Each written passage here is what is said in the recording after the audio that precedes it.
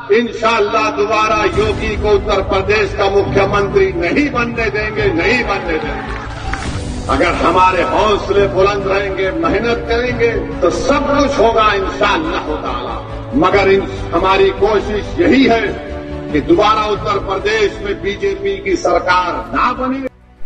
जय हिंद दोस्तों, वंदे मातरम। अभी इस वीडियो में जिस शख्स को आपने देखा, अगर आप उसको जस्ट बाय चांस नहीं जानते हैं तो इनका नाम है ओवैसी साहब। ये साहब जो हैं ये आजकल क्या कर रहे हैं, ये कर रहे हैं आजकल वोट काटने की राजनीति। भाई बंगाल जैसी जगह पर जहाँ पर ये गए चुनाव लड़ने के लिए, चुनाव जीत तो सकते नहीं थे, ये चीज़ उनको ही पता थी, लेकिन इन्होंने क्या किया, दूसरी पार्टी के लिए तो काम थोड़ा आसान कर दिया और वोट बैंक काट दिया। अब ये पहुँच गए हैं यूपी में।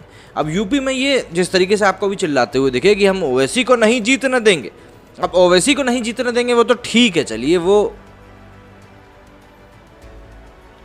योगी को नहीं जीतने देंगे। अब आप योगी को नहीं जीतने देंगे, चलिए ठीक है, वो तो एक बार हम मान भी लेते हैं, लेकिन योगी साहब से आपकी कोई टक्कर है ही नहीं दूर दूर तक, पहली बात। और दूसरी बात, आप किसको नहीं जीतने देंगे, वो है बबुआ। आप बबुआ को नहीं जीतने देंगे, ये बात तय है, क्योंकि बबुआ के ही पास था आपका वाला वोट बैंक, जो कि अब आप खुद खींच लेंगे।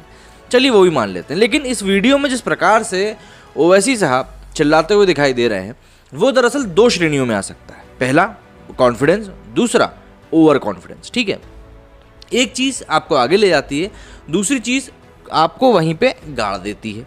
अब इन दोनों चीज़ मतलब ओवर कॉन्फिडेंस और कॉन्फिडेंस मतलब आत्मविश्वास और अति आत्मविश्वास के बीच में बहुत ही पतली महीन सी लाइन होती है, जिसे आपको समझना होता है। लेकिन क्या होता है, जब इंसान चुनावी मद में चूर होता है तब वो ये समझ नहीं पाता कि वो क्या कर रहा है, क्या नहीं कर रहा है। उसको सिर्फ सब कुछ हरा ही हरा दिखता है। ओ सॉरी, हरा हरा नहीं, मतलब वो तो कहावत है यार, सावन के अंधे को हरा हरा दिखता है। मैं किसी धर्म के बारे में बात नहीं कर रहा था। तो जब कोई इंसान चुनावी जीत के मद में चूर रहता है तो उसको सब कुछ अच्छा ही अच्छा दिखता है। उसको लगता है कि अगर मैं यहाँ कदम रखूंगा तो सोना निकलेगा, यहाँ कदम रखूंगा तो तेल निकलेगा। उसके साथ कुछ इस तरह की मेंटालिटी रहती है, और यही चीज़ इस समय ओवैसी साहब के साथ भी है। उनको लग रहा है कि भैया हम तो जो करेंगे वही चीज़ होनी है, उसके अलावा कुछ भी चीज़ नहीं होनी। लेकिन देखिए, बात ऐसी है कि चुनाव में जो डोर होती है ना पतंग की, वो होती है पब्लिक के हाथ में, और पब्लिक जानती है कि ये आप क्या चीज़ हैं, क्या नहीं है। अखिलेश यादव जैसे, भाई उनको जनता ने खूब प्रेम दिया, अरे बाबा भैया खूब प्रेम दिया। लेकिन जब आजम खान को योगी आदित्यनाथ जी ने घेरा, तब अखिलेश यादव ने चू तक नहीं की। मतलब आपके साथ का इतना बड़ा नेता, जो कि इतना बड़ा वोट बैंक अपने साथ लेकर चल रहा है, आपने उसके लिए कुछ भी नहीं किया।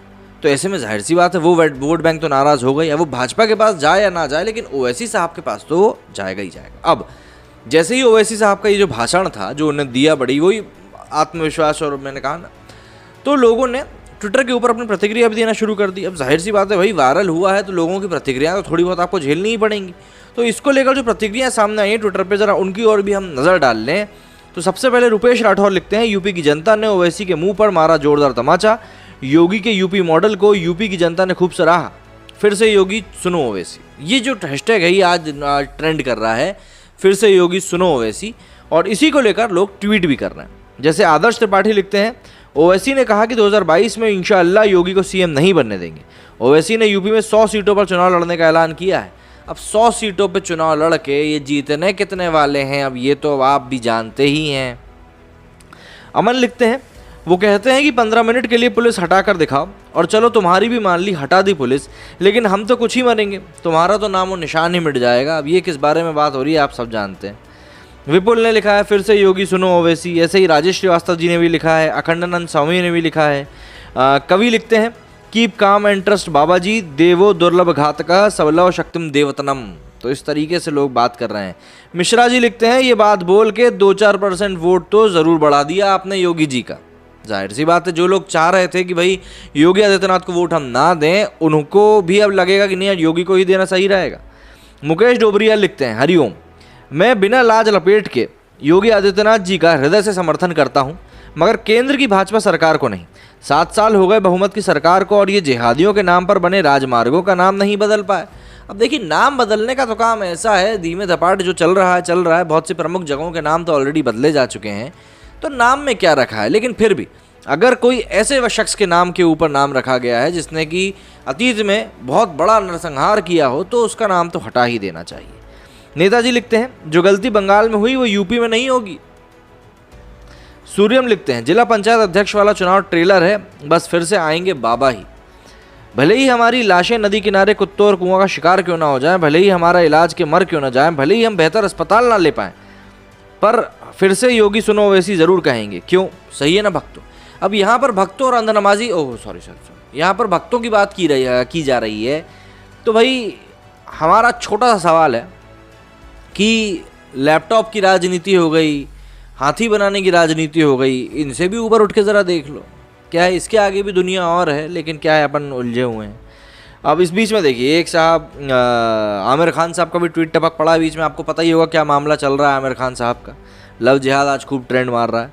आई सपोर्ट दिस ट्रेंड, फिर से योगी सुनो ओवैसी। जेल में कितने मुख्तार अंसारियों को इन्होंने डाल दिया, 11 अरब की संपत्ति जो है उसको कुर्क किया है, ये कोई सरकार नहीं कर पाई। अब ये मैडम क्या कर रही हैं भैया? अच्छा, ये भी योगी जी को बुला रही हैं, चलिए ठीक है। I support CM and PM, ये देखिए सभी लोग उनके जैसे ये अनुज लिखते हैं, इंशाअल्लाह योगी को सीएम नहीं बनने देंगे। ओवैसी के इस बयान के बाद बिफरे राम भक्तों का ऐलान, प्रभु श्री राम जी की कृपा से योगी ही सीएम बनेंगे। प्रदेश का हर नागरिक जानता है कि विकास पुरुष योगी जैसा मुख्यमंत्री कोई और हो ही नहीं सकता। अवनीश लिखते हैं, जिला पंचायत अध्यक्ष चुनाव में भाजपा प्रत्याशियों को मिली प्रचंड जीत पर हार्दिक बधाई। सभी नवनिर्वाचित अध्यक्षों को यशस्वी कार्यकाल हेतु शुभकामनाएं। दरअसल बहुत प्रचंड जीत दर्ज करी, करीब 65 लोग जीते हैं भाजपा के। नवल किशोर शर्मा लिखते हैं, योगी जी नहीं, ये तो हिंदुत्व की सुनामी है, चाहे पूरा विपक्ष एक हो जाए, आएगा तो योगी।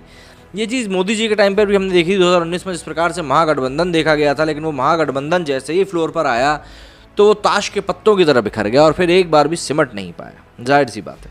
उमाकांत लिखते हैं, आर्टिकल 370 नहीं हटने देंगे, हट गया। राम मंदिर नहीं बनने देंगे, बन गया। ट्रिपल तलाक नहीं हटने देंगे, हट गया।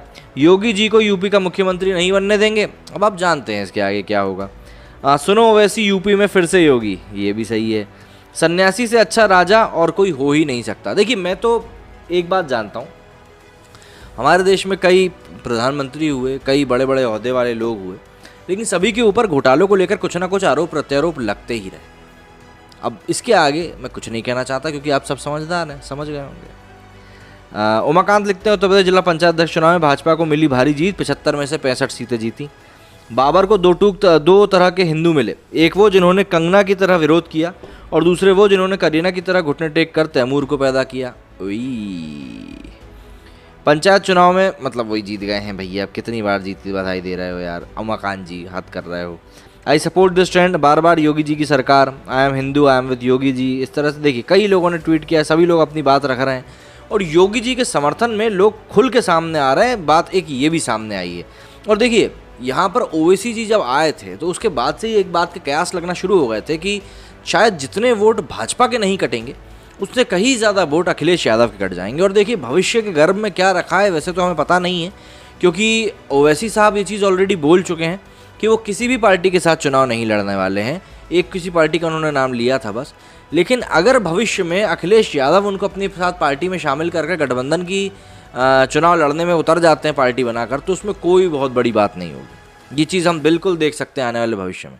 तो अब आपका क्या कहना है इस पूरे मामले के ऊपर, और आप यूपी की चुनावी राजनीति जो चल रही है उसके ऊपर आप क्या अपना मत रखते हैं, वो मुझे कमेंट करके ज़रूर बताएं। और मेरे इस वीडियो में फ़िलहाल इतना ही। अगर पसंद आए दोस्तों के साथ शेयर ज़रूर करें। जय हिंद, जय भारत।